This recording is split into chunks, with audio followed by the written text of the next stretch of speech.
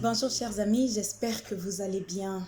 Je suis très contente d'être là aujourd'hui. J'ai pas pu être là pendant au moins 2 semaines parce que j'ai traversé aussi un moment un peu difficile. C'est pour ça que j'ai pas pu être là. Voilà, je suis là et je remercie le Seigneur. Aujourd'hui, j'ai un message. J'aurais aimé faire un live, mais malheureusement, je vais voir comment ça va avancer. Peut-être que je ferai un live si je n'arrive toujours pas à donner tout le message dans les minutes qui vont, dans les minutes qu'il faut. En fait, le titre de ce message est Ne limite pas Dieu. Aujourd'hui, vraiment, je viens sous la casquette d'évangéliste. D'accord? Alors, la Bible nous dit, la foi vient de ce que l'on entend et ce que l'on entend, c'est la parole de Dieu. Moi, je ne sais pas ce que tu entends, mais la Bible nous dit, la foi vient de ce que l'on entend et ce que l'on entend, c'est la parole de Dieu. J'ai pris l'écriture de référence aujourd'hui dans le livre de 2 Rois, le chapitre 5 à partir du verset 10, l'histoire d'Élisée et de Naaman. Ok, je vais lire à partir du verset 10. Celui-ci lui fit dire par un envoyé, va te laver 7 fois dans le Jourdain et tu seras purifié. Le chapitre 11 dit, Naaman s'en alla en disant, je pensais que cet homme viendrait en personne vers moi, qu'il se tiendrait là pour invoquer l'Éternel, son Dieu, puis qu'il passerait sa main sur la partie malade et me guérirait de ma lèpre. Ok, ça c'est l'histoire d'Élisée et de Naaman. Dans la vie de chaque jour, nous limitons Dieu. Au fait, quand je dis nous limitons Dieu, c'est parce que on a notre façon de voir Dieu. On a notre façon où on limite un peu Dieu. On se dit, Dieu va me visiter de cette manière, Dieu va me visiter de cette manière. La manière dont Dieu visite une personne A n'est pas la manière dont Dieu visite une personne B. On ne s'habitue pas aux méthodes de Dieu, car Dieu est un Dieu multisystème. Ce chef militaire Naaman, il est parti voir Élisée pour qu'il puisse le guérir de sa lèpre. D'accord? Il arrive là-bas et Élisée lui fit dire par un envoyé qu'il aille se jeter dans le Jourdain et qu'il se baigne là-bas pendant 7 fois et il sera purifié. Très simple à faire. Mais Naaman s'en alla de là très déçu. Pourquoi? Parce que pour lui, Élisée devait sortir et faire une prière et passer sa main sur son corps et lui faire purifier de sa lèpre. Mes chers frères et sœurs, ne limitons pas Dieu dans ce qu'il doit faire, dans ce qu'il a déjà projeté, dans ce qu'il a déjà conçu comme plan sur nos vies. La manière dont Dieu a agi avec une personne A n'est pas la même manière qu'il va agir avec toi. Alors, Naaman rentrait très déçu avec ses serviteurs. Ses serviteurs lui ont dit, maître, si ce prophète t'avait demandé quelque chose de très difficile, tu l'aurais fait. Mais ce qu'il te demande est très simple. Pourquoi ne vas-tu pas essayer de te jeter dans l'eau de Jourdain 7 fois? Tu n'as rien à perdre. Alors Naaman a entendu ses serviteurs et il est parti. À la fin de cette histoire, Naaman était purifié. Quand il était purifié, c'est alors qu'il rentra chez Élisée pour lui dire, je te donne tout ce que j'ai apporté parce que je suis finalement purifié. Dieu aime les personnes qui confessent la foi pendant qu'ils sont encore dans le trouble. Cette histoire nous apprend qu'on ne doit pas limiter Dieu dans notre imagination, dans notre façon de faire, dans notre pensée. On ne doit pas limiter Dieu.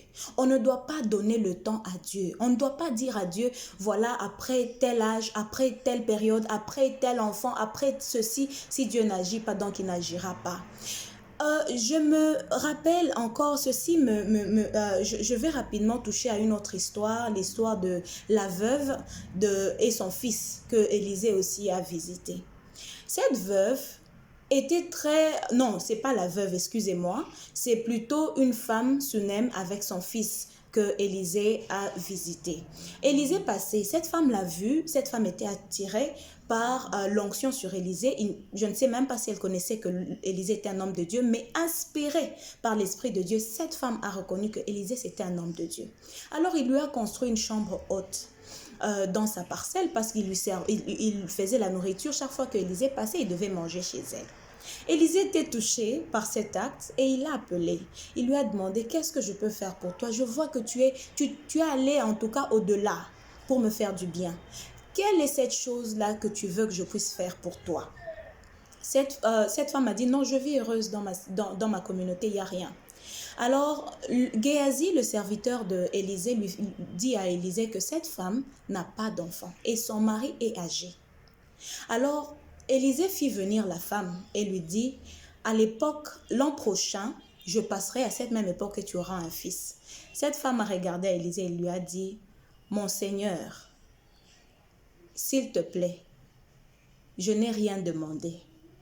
Ne me donne pas des faux espoirs. Je suis sûre que quelqu'un en ce moment est en train de dire, écoutez, ces paroles ici de Dieu, laissez ça comme ça, ce sont des paroles.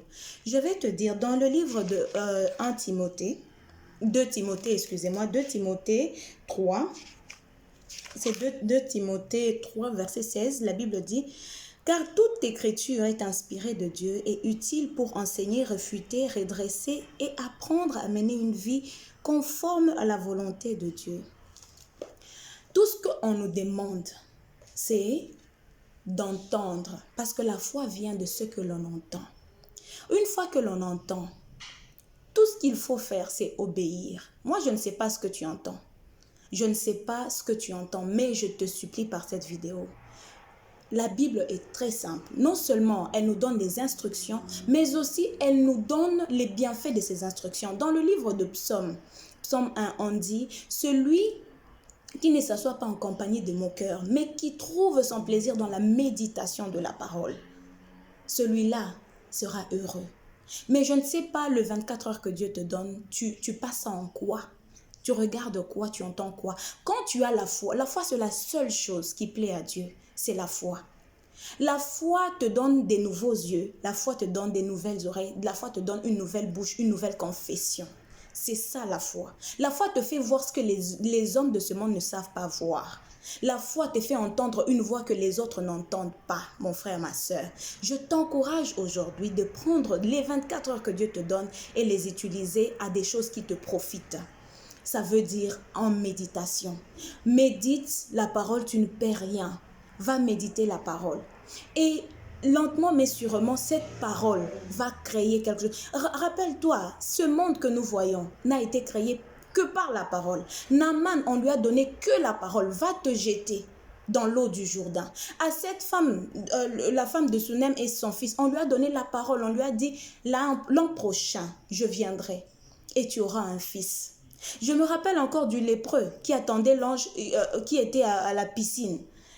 Et son histoire était que l'ange devait descendre et faire bouger l'eau, faire mouvementer l'eau. Et puis après, la personne qui se jetterait dans l'eau en premier serait guérie. Cette personne, quand Pierre est venu, il lui a dit, je n'ai personne pour me jeter dans l'eau. Je crois que c'est Jésus, je m'excuse. Jésus est venu, il a dit, je n'ai personne pour me jeter dans l'eau. Parce que pour lui, la procédure, c'était d'être jeté dans l'eau. Mais il ne savait pas qu'avec une seule parole de Jésus-Christ, il pouvait être guéri. Je vous encourage à méditer, à trouver votre plaisir dans la parole de Dieu. La parole de Dieu te forme. La parole de Dieu te donne des yeux qui savent voir là où les hommes ne savent pas voir. La parole de Dieu te forme. La parole de Dieu te donne la foi.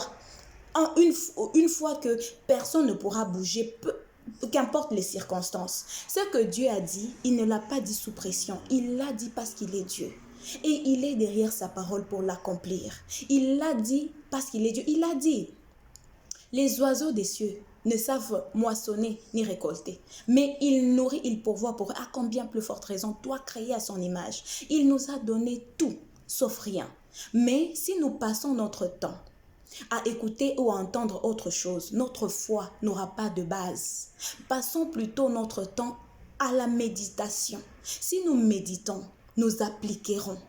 La même voix ou la même parole, la même personne qui a dit ne pêche point, ne commets pas d'adultère, c'est la même personne qui a dit aime ton prochain comme toi-même, c'est la même personne qui a dit je ferai de toi la tête et non la queue.